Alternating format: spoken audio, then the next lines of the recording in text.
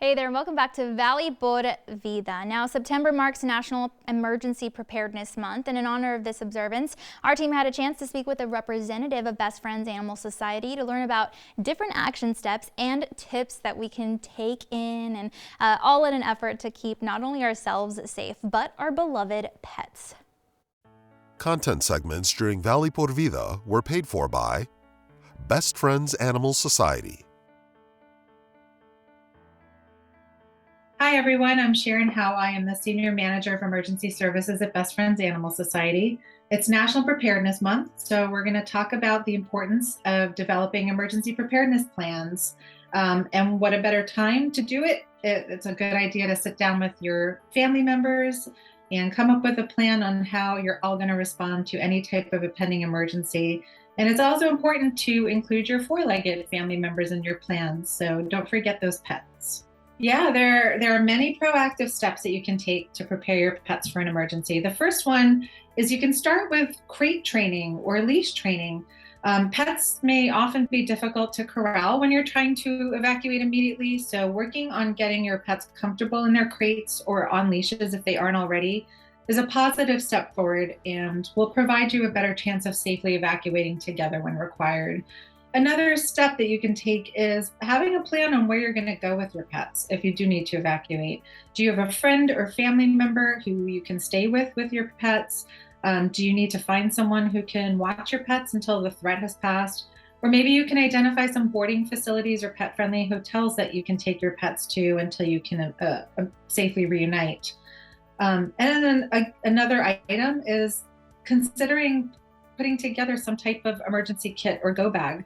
It should include items or supplies that you would need to properly care for your animals for a period of time, like 3 to 5 days. It can include things like food, treats, toys, extra medications if you can, or even a list of medications, including your veterinarian information and dosing and frequency of how often you give your animal that medication, as well as maybe a blanket or a comfortable item that they can rest on top of. And then lastly, we really strongly encourage you to microchip your pets if you don't have one already. And if at the very least, have a collar with an ID tag with your name and contact information, including your cell phone number, because if you're evacuating, you want to make sure that your phone that you have with you is the number that people will call. So in case you get separated with your pets, this is proven to be the fastest way to reunite lost pets with their owners. The first tip that I would share is if you're in a situation where emergency officials are telling you it's time to evacuate, do not wait until the last minute, especially if you have pets. For people who have cats, you might know that cats are notorious for hiding at the most inopportune times. So making sure that you're getting them secured before evacuating and leaving yourself plenty of time to get out of the house is really important. Even if the threat or disaster doesn't end up impacting your area, just think of this as practice. Because with the disasters and the threat of emergencies ever intensifying, it's only a matter of time before someone or that you love or even yourself is impacted in some way if we already haven't been. So it's a good idea to try and listen to emergency officials and leave yourself plenty of time to evacuate. National Preparedness Month is an important time for us to prioritize ourselves and our family's safety, including our pets. So the way to think about it is, where are we going to go? What will we need to bring? And where can we bring our pets to?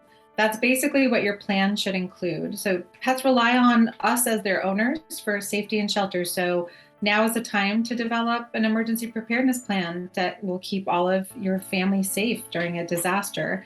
If you want more information, you can go to bfas.org/emergency prep. There's some really great additional information and support on creating an emergency preparedness plan, so it doesn't have to be daunting. So National Preparedness Month doesn't have to only happen in September. Check your plans regularly and often to make sure that they're up to date. Practice them, because a plan is only as good as it is on paper. You want to be able to practice them with your family members and make sure that every family member knows exactly what steps that you're going to take so that you're not going to be lost. Content segments during Valley por Vida were paid for by Best Friends Animal Society. We hope these action steps and tips help keep your pets safe always and that you learned something new. So we'll see you next time here on Valley Por Vida.